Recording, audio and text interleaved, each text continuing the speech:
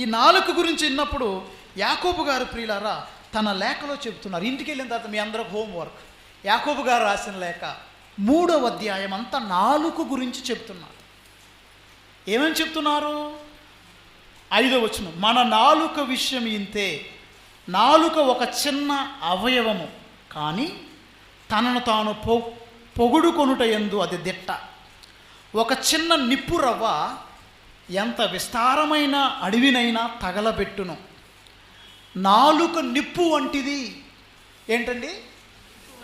నాలుక ఎటువంటిది? నిప్పు వంటిది. అది ఒక దోష ప్రపంచము, దానికి నిలయము మన శరీరము.